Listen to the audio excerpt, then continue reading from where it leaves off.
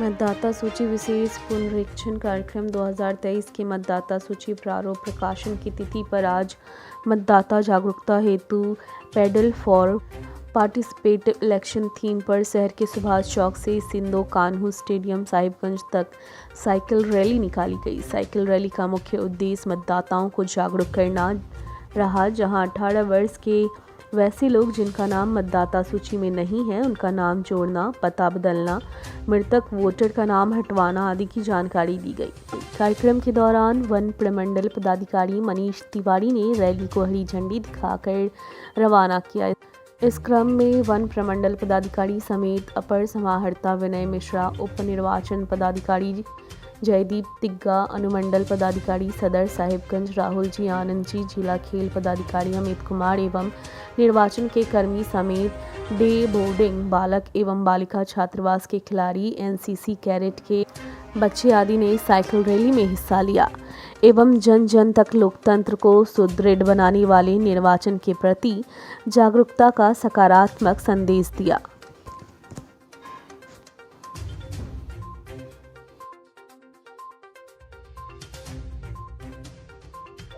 और नहीं तो क्या। अच्छा, और क्या क्या फायदे हैं?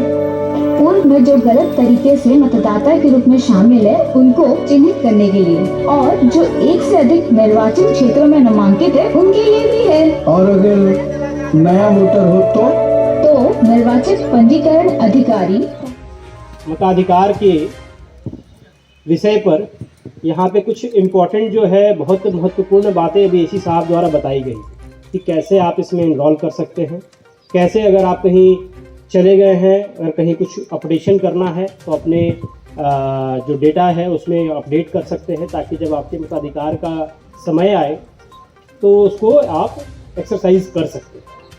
यहाँ पे इस चीज़ के बारे में चूँकि एसी साहब ने बहुत विस्तार से बता दिया है तो मैं नहीं बताऊँगा, मैं बस दो शब्द इस पर दो इम्पॉर्टेंट पॉइंट्स रेज करना चाहूँगा।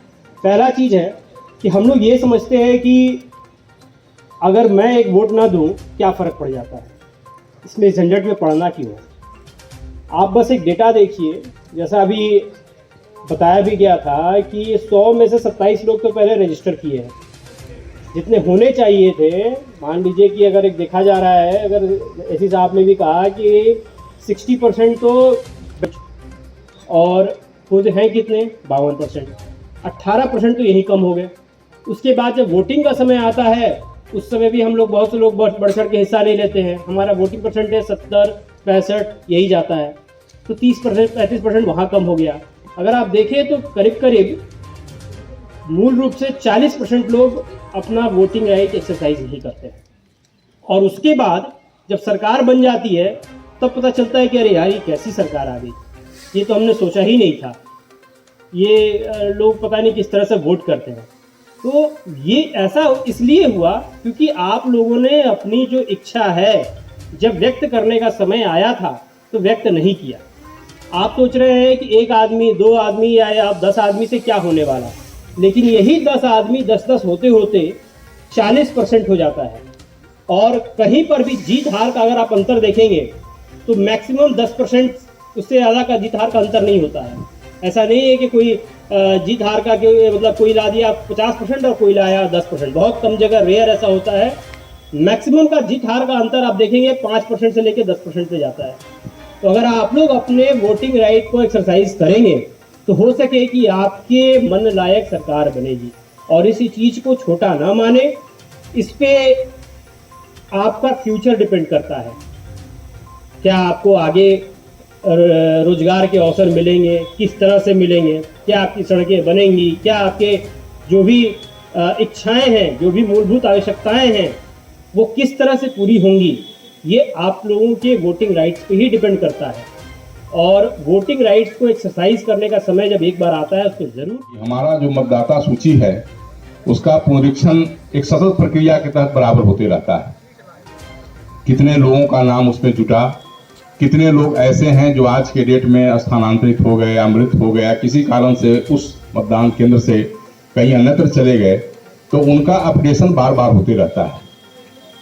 हम लोग अभी जहाँ तक साहिबगंज जिला की जो बात है, अभी हम लोग देख रहे थे कि हमारा जो जितना पॉपुलेशन है जितनी आबादी है हमारी, उस आबादी के मुताबिक भारत निर्वाचन आयोग ने यह बनाया है कि कम से कम 60% हमारे वोटर्स होने चाहिए।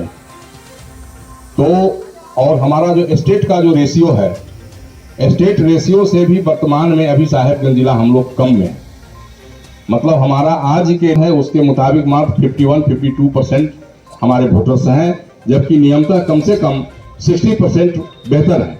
और 60% यदि होगा तो हम लोग स्टेट लेवल से भी ऊपर रहेंगे। इन्हीं सब बातों को लेकर के हमारा एक स्पेशल समरी रिवीजन का काम 3 चरणों में चल रहा है। हर एक मतदान केंद्र में आज हम लोग स्वीप के माध्यम से, आप लोगों के माध्यम से एक प्रचार प्रसार का तरीका है। क्योंकि अगर हम सतत जागरूक अगर नागरिक हैं, आपको पता होना चाहिए कि जैसे हम लोग केरल राज्य में कहते हैं कि वहां अगर जुड़वाना है तो स्पेशल छुट्टी लेकर के वो जाते हैं और अपना नाम जुड़वाते हैं। हम लोग कहीं ना कहीं इस मामला में थोड़ा सा सुस्त हो जाते हैं कि भाई चलो जुटेगा, देखा जाएगा, बाद में कुछ होगा।